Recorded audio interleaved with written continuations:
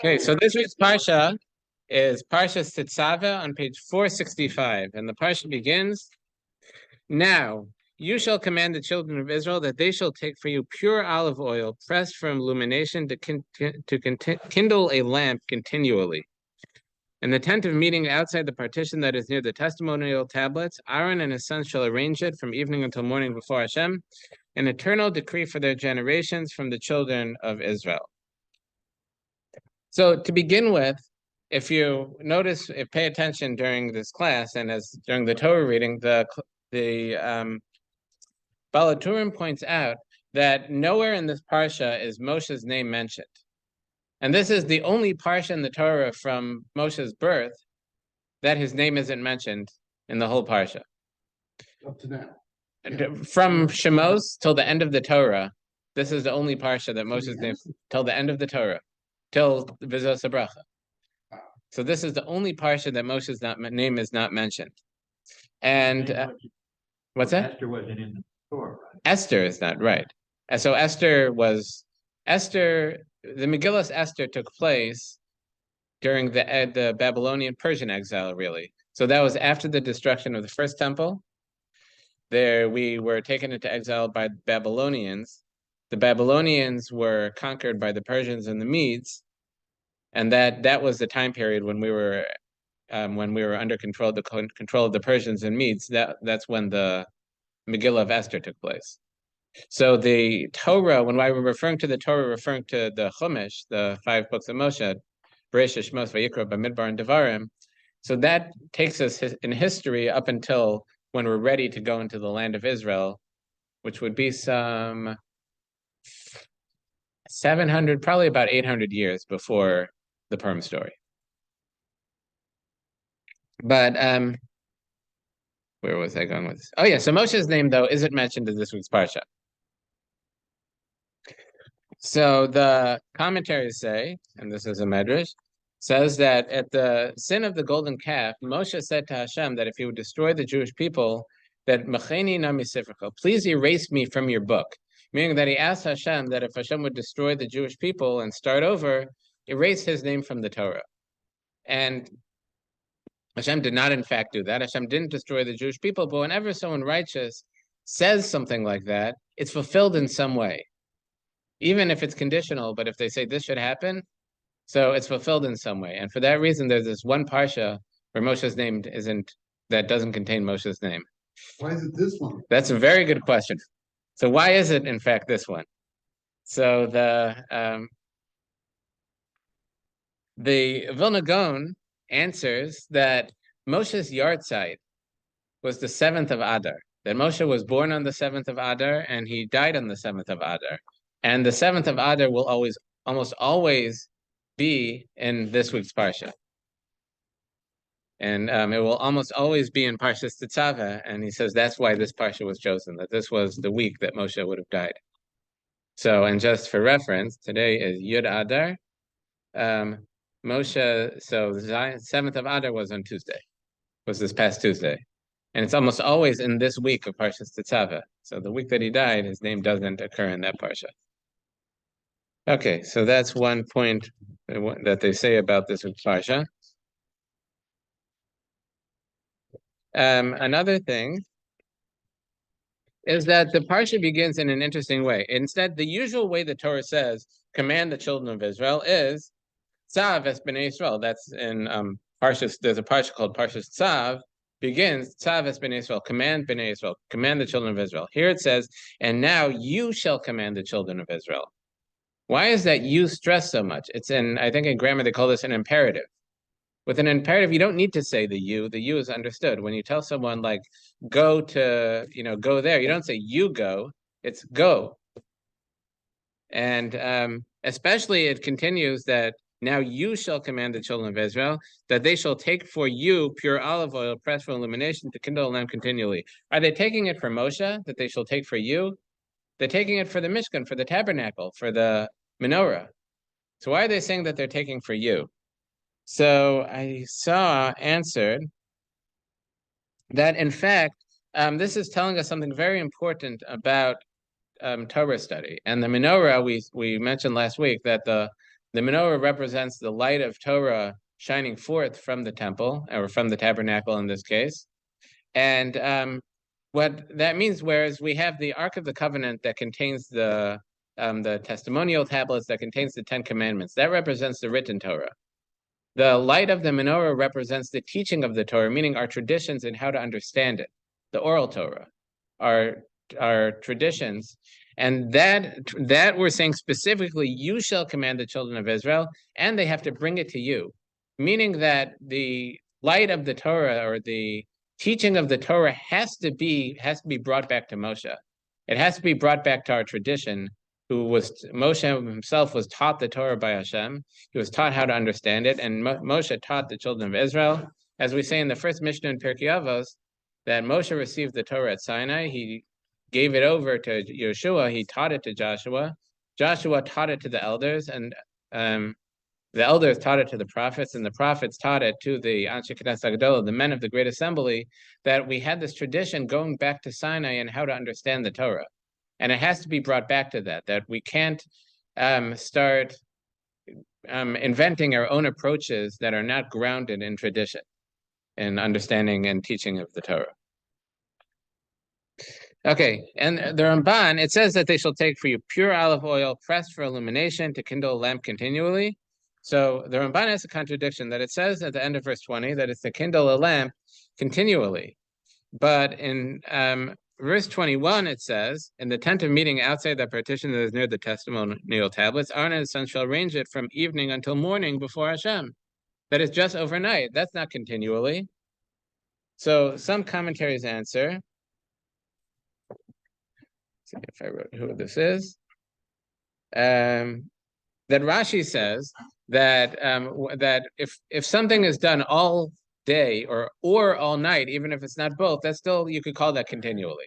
If it's done every night all night, that's continually. If it's done every day all day, that's continually.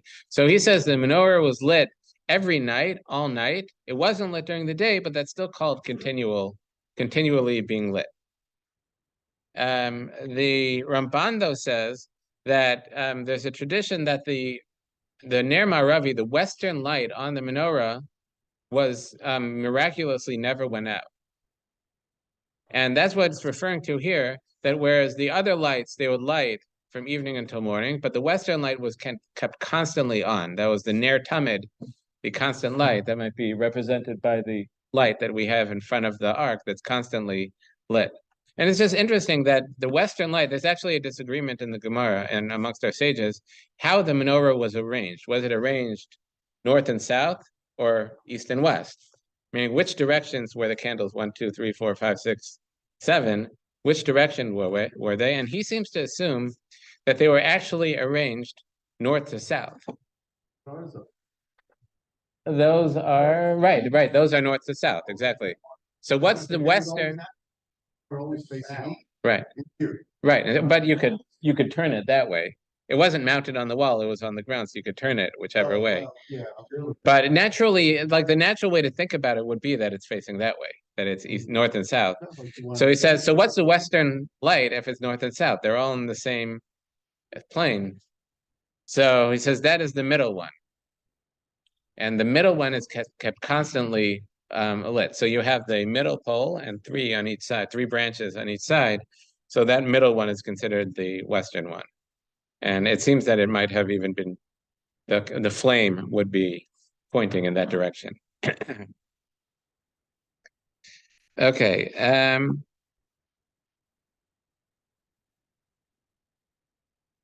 So continuing on in chapter 28 on page 465. And now bring near to yourself Aaron your brother and his sons with him from among the children of Israel, Aaron, Nadav, and Avihu, Elazar, and Isamar, the sons of Aaron, to minister to me. So now he's commanded that who are the Kohanim going to be? The Kohanim, the ones who are going to be the ones to do the service in the tabernacle and later in the temple, are going to be Aaron and these sons, Nadav, Avihu, Elazar, and Isamar, and their descendants. So the commentaries ask, I think it's the Klayakar asked, that if that's the case, how is it that it said in the verse before that Aaron and his sons shall arrange the menorah if they haven't been selected yet to do the service until the next verse? Meaning the next verse we say you're going to take Aaron and his sons, and they're going to be the Kohanim, they're going to minister to me, and this is the process that you'll do it by. So how, in the verse before, we saying that they'll be lighting the menorah? And to that, our sages answer that, that in fact, the lighting of the menorah by the Kohanim was really something that they earned independent of being Kohanim. And like we said, that the lighting of the menorah represents and is bringing the spirit of the light of the Torah shining forth. And the Kohanim traditionally were the teachers of Torah. That they were the ones who went out and taught Torah to the Jews around the country and around the world once they spread out. So it was appropriate that they would be the ones to light the menorah. And then the verse says that besides that, they're going to do the other service as well. And though they're selected to do the other service as well. And in verse 2, oh, and one more thing, it says, Aaron, Nadav, Avihu, Elazar, and Isamar. It does not say Pinchas. And in fact, no, he was the one who killed Zimri in Parshas Pinchas. So he killed someone who was publicly, brazenly took a Midianite princess to have his way with her in rejecting Moshe, really. He brought her in front of Moshe and brazenly asked her, am I allowed this? Moshe said no, and he said, well, you're married to a Midianite woman, and took him her into the tent in public. Pinchas killed him, but Pinchas isn't mentioned, and even though we see later in Tanakh, in the other books of the prophets, that Pinchas was the Kohen Gadol, that Pinchas, after the death of Elazar, his father, Pinchas was the Kohen Gadol, but he's not included here. And I say, which ones were the ones that were vaporized? So those were Aaron's sons, Nadav and Avihu, who are the first ones mentioned here. Aaron, Nadav, Avihu, Elazar, and Isamar. So our sages say that the ones who were consecrated, inaugurated as the Kohanim were Nadav, Avihu, Elazar, and Isamar, were Aaron and his sons, his immediate sons. Pinchas, and they're the ones who are born from them, also get that holiness of being a Kohen. Pinchas, though, was born already at this point. And the ones who were to be consecrated were Aaron and his sons. It doesn't say his grandsons. So anybody who was born, once they're a Kohanim, the son of a Kohen is a Kohen. So they would be Kohanim. But since Pinchas was born already, he was not consecrated as a Kohen at this point, and he actually earned it, being a Kohen, from that act that Frank mentioned, that act of killing Zimri. Okay, so what do you do? So in verse 2 on page 465, you shall make vestments of sanctity for Aaron your brother, for glory and splendor. And shall speak to all the wise-hearted men whom I invested with the spirit of wisdom, and they shall make the vestments of Aaron to sanctify him, to minister to me. And in verse 4, these are the vestments that they shall make: a breastplate, an ephod, a robe, a tunic of a box-like knit, a turban, and a sash. They shall make vestments of sanctity for Aaron your brother and his sons to minister to me. They shall take the gold, the turquoise, the purple, and scarlet wool, and the linen. So if you look at this verse, what are the vestments that it says? A breastplate, an ephod, which is kind of like a, if you look on page 467, it has a picture. It's kind of like an apron, but like worn in reverse. It's like kind of like an apron. Yeah. Right, a robe, a tunic of a box-like knit. So I just lost count. I'm sorry. Breastplate, an ephod, the robe, tunic of a box-like knit, a turban, and a sash. So that's 6. And these are the garments of the Kohen Gadol. If you look later, though, in the Parsha, there are actually 2 more. Where are we? In verse 36, you shall make a head plate of pure gold. That's like the forehead plate that it shows on the picture underneath. And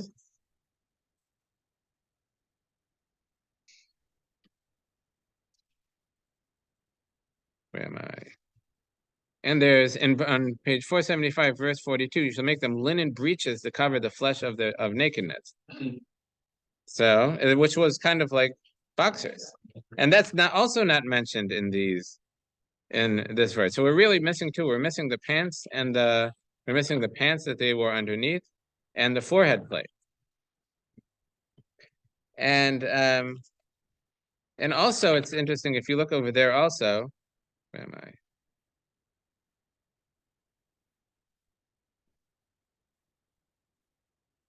Okay, so I'll just leave it at that. So why is it that these two are left out? The forehead plate and the pants are left out. So the commentaries say that they're not necessarily garments in the traditional sense. Like a forehead plate isn't really a garment. That's just like a jewelry. That's kind of like jewelry. It's like a ring just on the, or a bracelet just on the forehead. And the pants also aren't something you'd see. It's not the traditional like garments of glory, like for glory and splendor. It's something underneath to cover the nakedness. But the Klayaka says that they're still hinted at in this verse, and that's that it says that these are for holiness, that these are the holy garments, and our sages say that whenever holiness is mentioned, it's referring to keeping away from immorality. And I'll discuss this Gemara a little more at length later, but the Gemara says that when it comes to the garments of the Kohen Gadol, that they each are atoned for a different sin or a different character trait. And it says that the pants atone for immorality, a reference to the area that it covers. And it's something that, and the forehead plate atones for brazenness of face, being brazen. So the Klayaka says, what does that mean? What does brazenness mean? It says brazenness usually means like what we said about Pinchas and Zimri, the one who publicly took this Midianite princess into his tent. And brazenness of face means someone who does things publicly, has no sense of shame, no like sense of decency, that like if you're going to do something like that, at least do it in private. Meaning there are some things that you shouldn't be doing. But if a person does them, to do it in public is just showing that they have no shame at all. And so the Klayaka says that they're both atoning for immorality, just different types of immorality. That the pants atone for immorality is kept private, which is a sin, but it's kept private, and the pants are something that you don't see. They're hidden. They're under the robe, and that's atoning for private immorality, whereas the tzitz, the forehead plate, is atoning for immorality in public with absolutely no shame.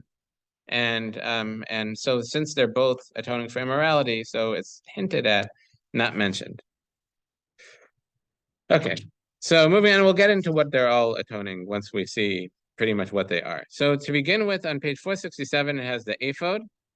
It says, they shall make the ephod of gold, turquoise, purple, and scarlet wool, and twisted linen, a weaver's craft. So you have all these different yarns that are woven together of gold yarn, turquoise yarn, purple yarn, scarlet wool, and twisted linen. It shall have two shoulder straps attached to its two ends, and the belt with which it is in place, which is on it, shall be of the same workmanship. It shall be made of it gold, turquoise, purple, scarlet wool, and twisted linen.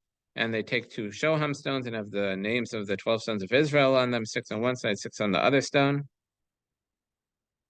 And then and they're engraved on the stone.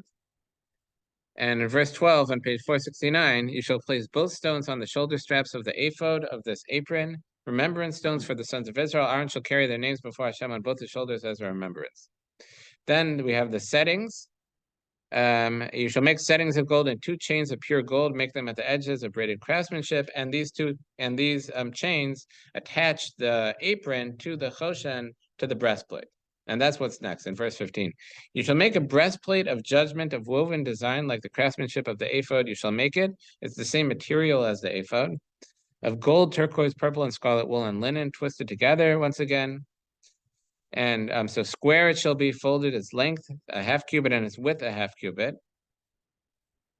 So you shall fill it with the stone mountings, 4 rows of stones, a row of odem, pitita, and barekes, the 1 row. These are all different precious stones. The 2nd row, nofech, sapir, and yahalom. And the 3rd row, leshem, shavo, and achlama. And the 4th row, tarsha, shom, and yashva. Set in gold, they shall be in their mooring. So how many stones is that? 4 rows of 3 stones each is 12 stones. Good, right. So they had 12 stones. As it continues, the stones shall be according to the names of the sons of Israel, 12 according to their names, engraved like a signet ring, each according to its name shall they be for the 12 tribes.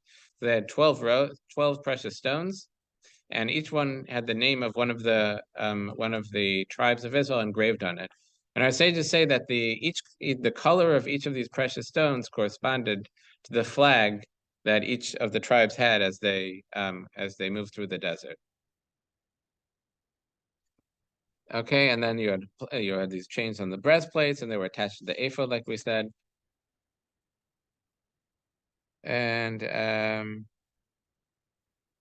then in verse 28 on page 471, they shall attach the breastplate from its rings to the rings of the ephod with turquoise woolen cords, so it will remain above the belt of the ephod, and the breastplate will not be loosened from upon the ephod. Aaron shall bear the names of the sons of Israel on the breastplate of judgment on his heart when he enters the sanctuary as a constant remembrance before Hashem. And into the breastplate of judgment you shall place the Urim and Tumim, and they shall be on Aaron's heart when he comes before Hashem. And Aaron shall bear the judgment of the children of Israel in his heart constantly before Hashem. So what is this Urim and Tumim?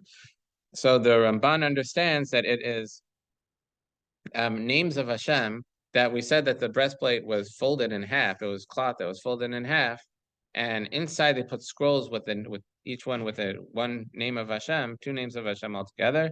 And this caused when they asked questions, the breastplate would, like the letters on the breastplate would light up in a way that the Tumim would allow the Kohen to interpret what the meaning is, what the answers are.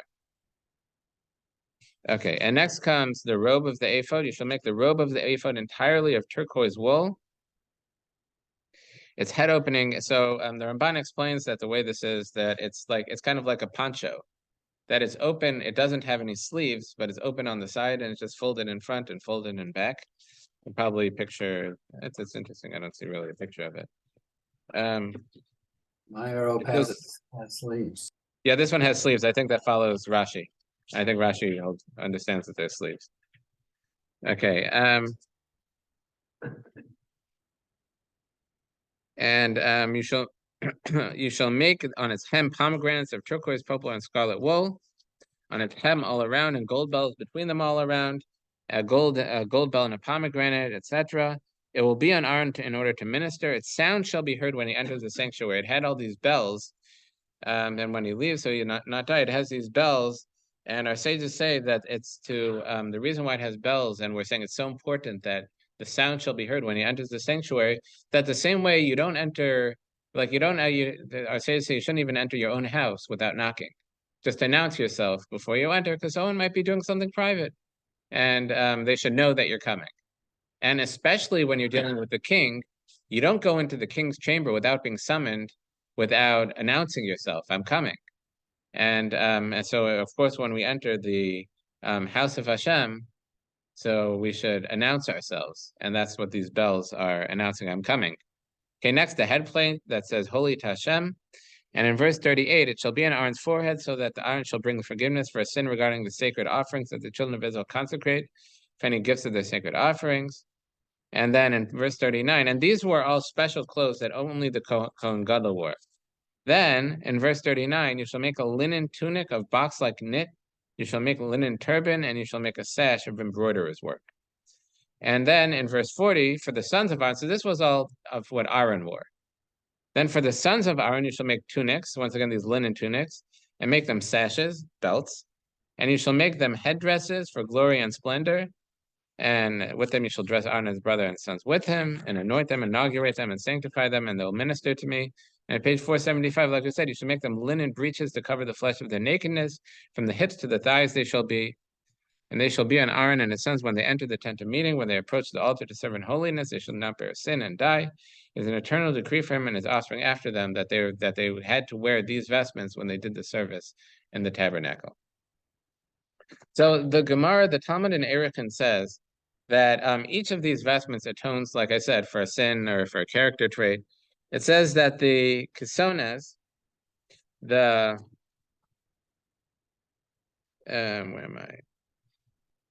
tunic atones for murder, the sin of murder. Why? What's the connection? So the Gemara says that the connection is to Joseph, that when they sold him into slavery, so it says that they took his tunic, his kesones, his tunic, and dipped it in the blood of dipped it in blood, And in order for Yaakov, so Yaakov would think that he'd say, like, look what we found, and he'll think, oh no, he was torn up by a wild animal. An animal got him. And the Kli Yakar, though, adds to this that he says that understands from an Or HaChaim, I think, or from Rabbi Bachya, that a person's body is like the tunic to their neshama, to their soul. That it's like that a person's body is the physical aspect of them, and it's what protects the soul from the elements of this world.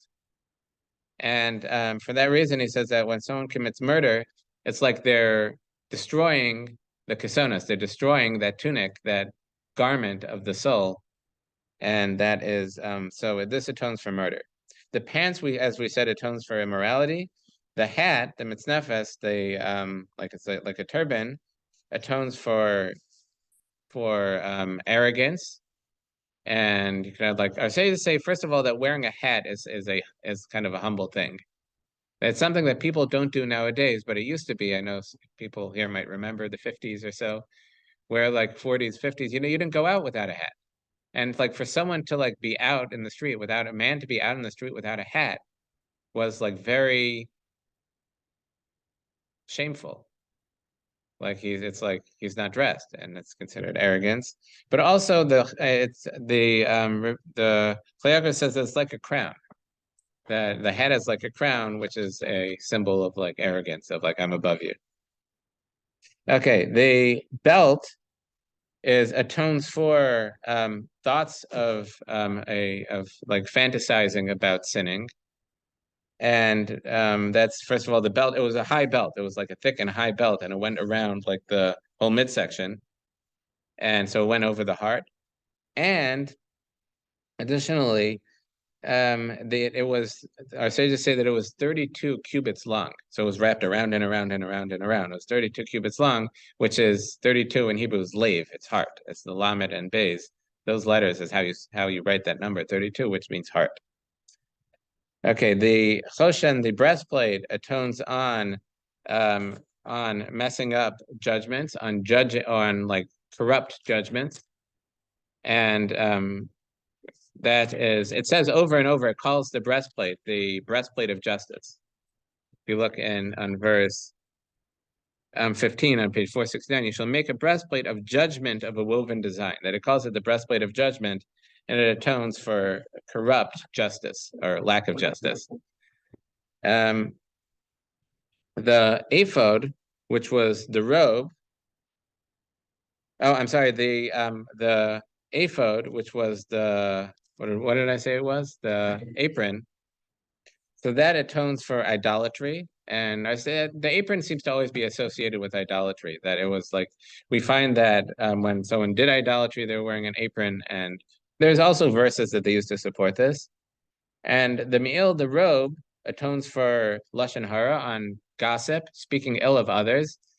And like we said, that the robe had these bells that would ring when he went into the sanctuary. It was a noisy thing. It like represented this chatter of people.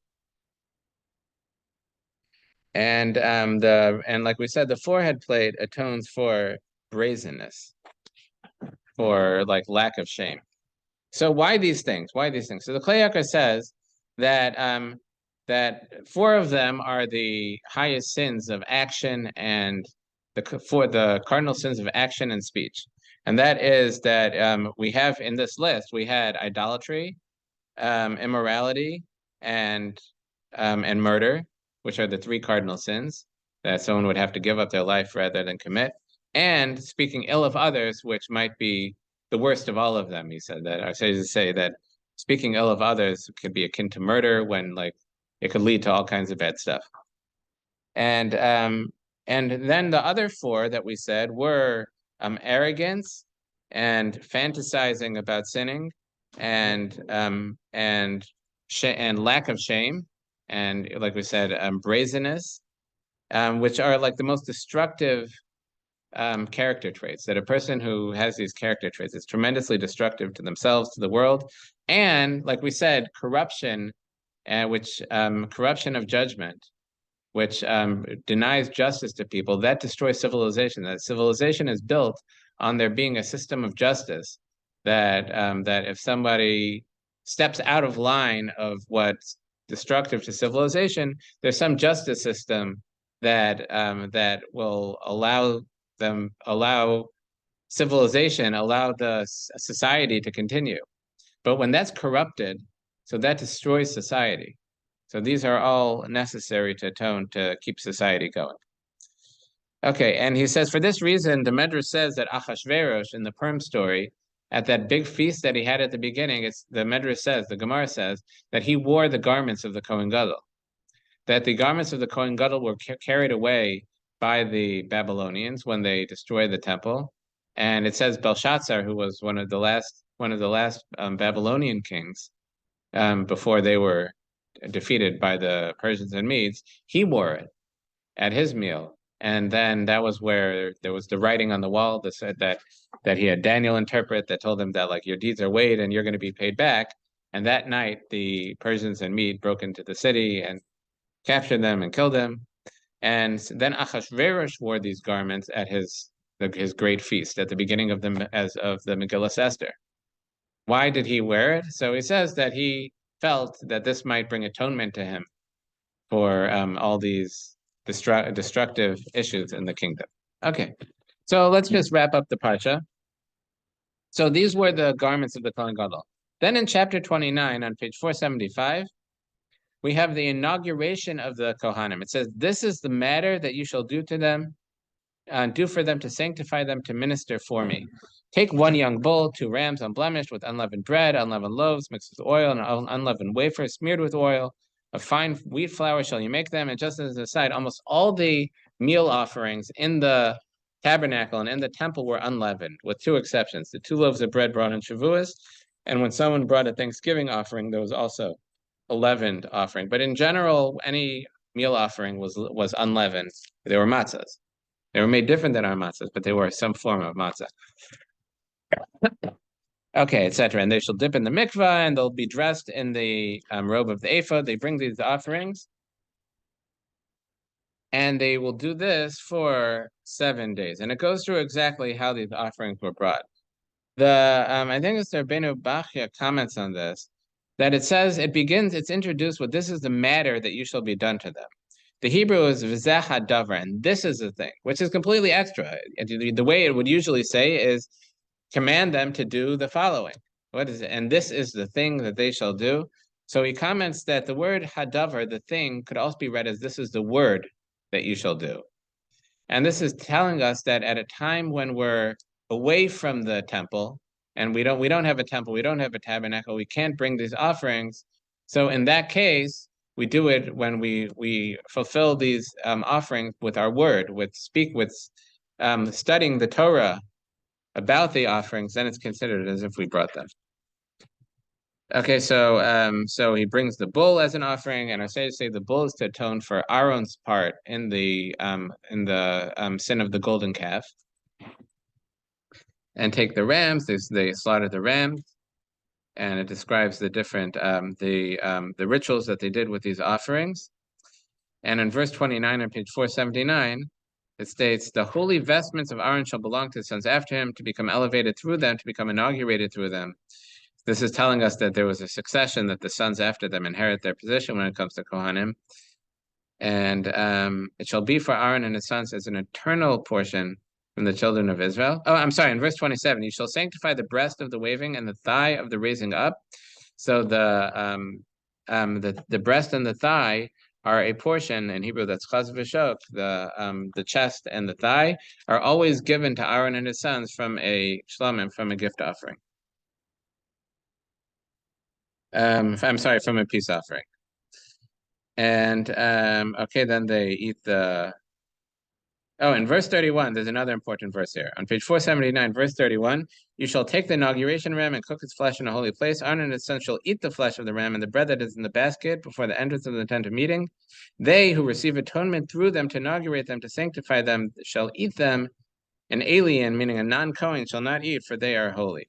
And this is the mitzvah to eat. I'm sorry, that when the Kohanim eat the offering, that brings us atonement, that's a part of the service, is their eating. Okay, then we have the Tamid offering, the daily offering. And on page 483, we have the incense altar that This is the last of the vessels of the tabernacle, which has not been talked about. We had the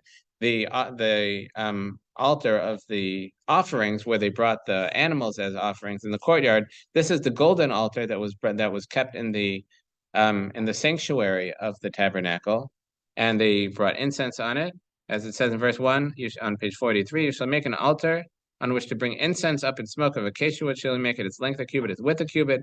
It shall be square, and its height 2 cubits. From it, it has horns. It has the protrusions in the corners. And they use this. They brought incense on it. And the commentaries say, why is this put separate from the others? So they have different explanations, but the basic idea is that the other vessels of the tabernacle were part of the necessity of bringing Hashem Shekhinah, bringing the divine presence into the tabernacle. That there was to complete it being a tabernacle, it had to have all these things. This, though, was after it's already the tabernacle of Hashem. It's appropriate to honor it with the incense offerings, and this was to honor the fact that Hashem's Shekhinah, Hashem's presence rests there. Okay, there's a second Sefer Torah this week. And from that they read, it's Parshas Zachar. There's a mitzvah on every person to hear that extra portion. Never read the Hator. And only in a leap year. In a leap year, you usually would, but only when there's an extra adar, that's when you would read it, but otherwise not. And the extra reading is from Kiseitze. It's on page 1067, and I'll just read what we read.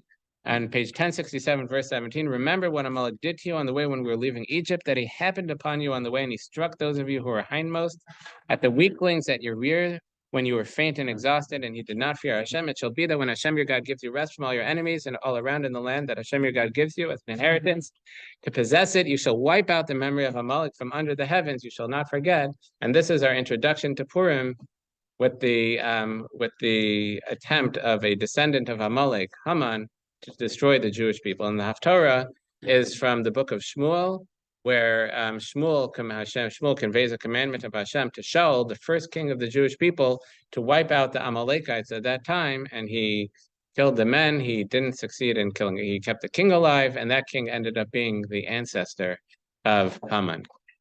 Okay, shkayach, everybody have a great Shabbos. And there is Ma'ariv now. L'chaim, l'chaim. Okay, shkayach, everybody have a great Shabbos. Thank you very much. Thank you. Good Shabbos.